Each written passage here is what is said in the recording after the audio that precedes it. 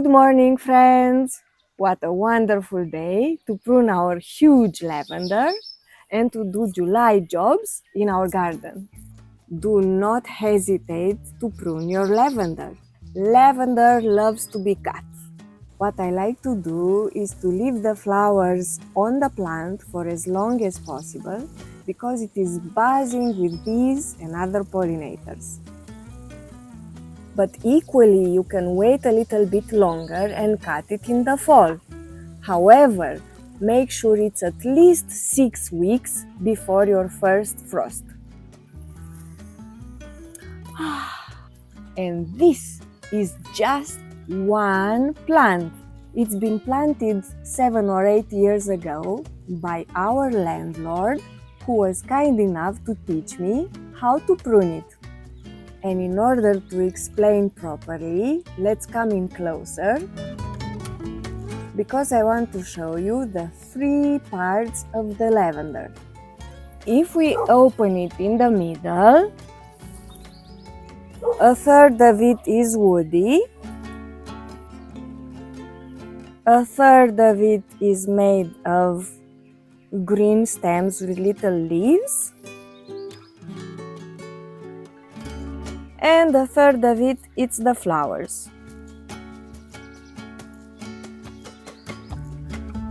The only thing you should not do to lavender is to cut its woody part, because from the woody stems there is no emerging of new growth.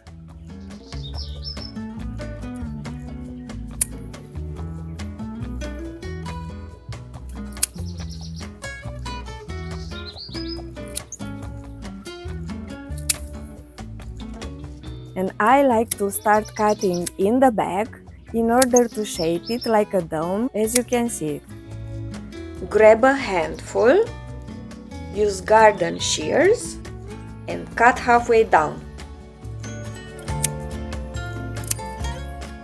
I got the flowers and the leaves.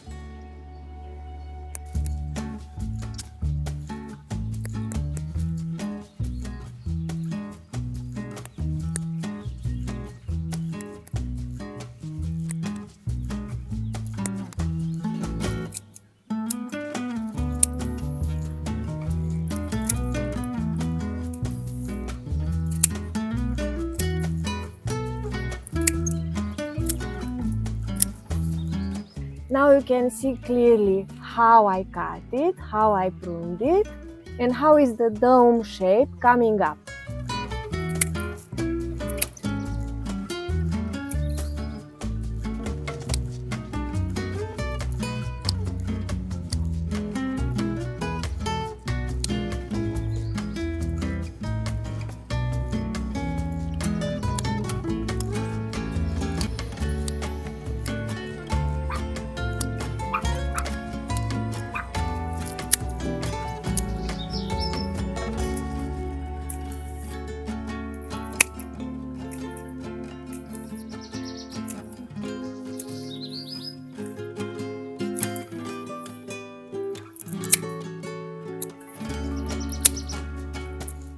In here a great harvest. This is only half of what I cut. And in here a happy lavender.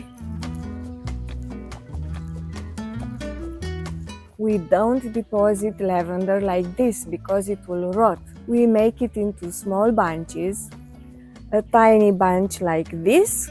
We tie it together and we hang it upside down like this in a cool, dark place, like in the garden shade.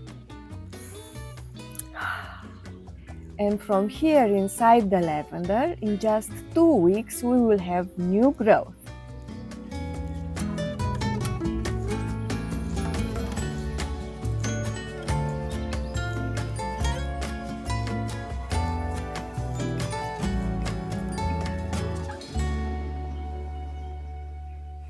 And I want to show you quickly what just came out today.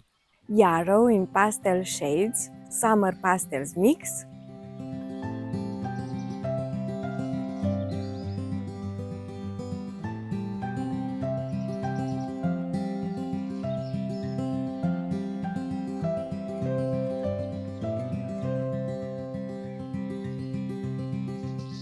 scabiosa Black Knight, my absolute favorite.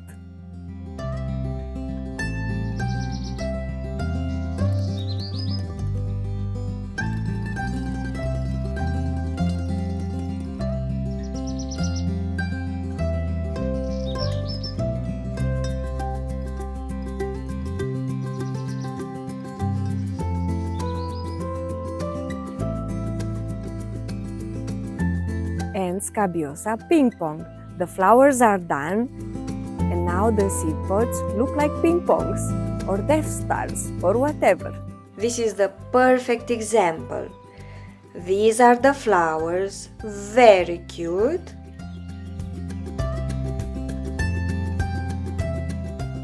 And then the flowers are fading away. Then they are shedding. And we are left here with the seed head.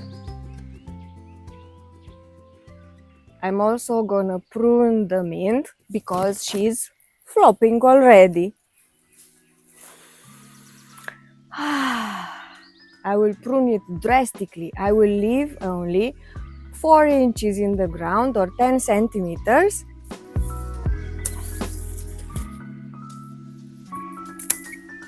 And in 2 weeks' time, she will be as good as new and tall again.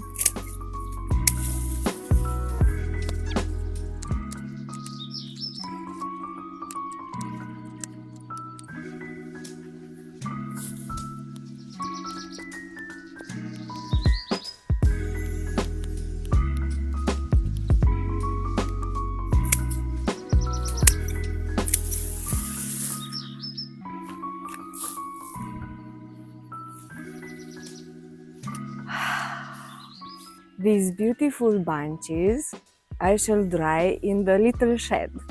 And no worries, in here and here I did keep a little bit of mint, which is yet to bloom, so I can use it in my bouquets.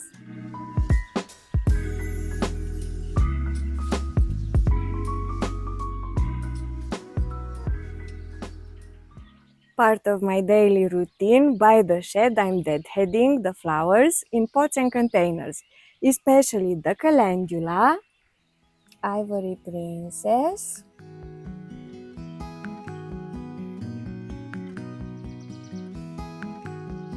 we deadhead you, and sunset buff. They are super cute.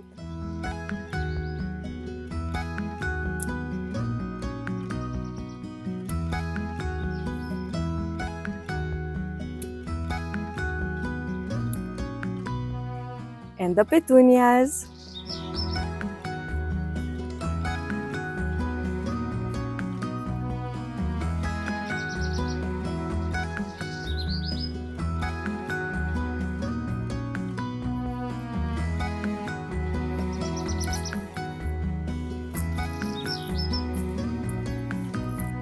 And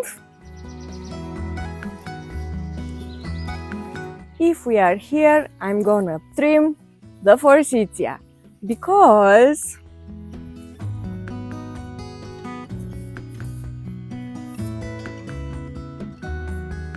she is putting too much shade on our foxgloves.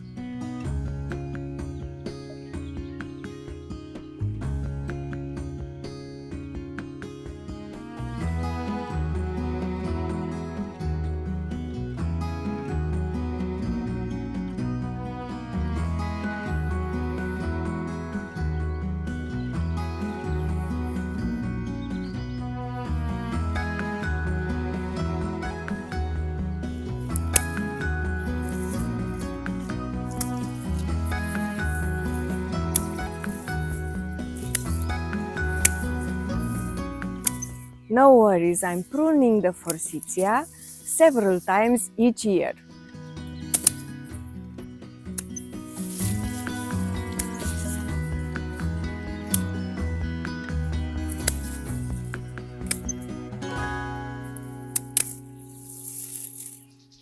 We make a little room on the ground floor as well.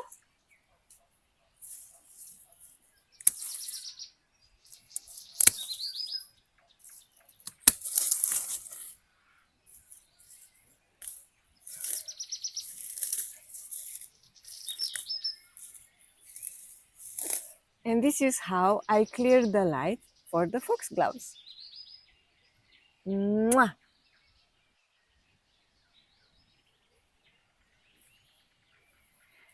And now that the flowers are spent, I'm also pruning the penstemon who's been flopping.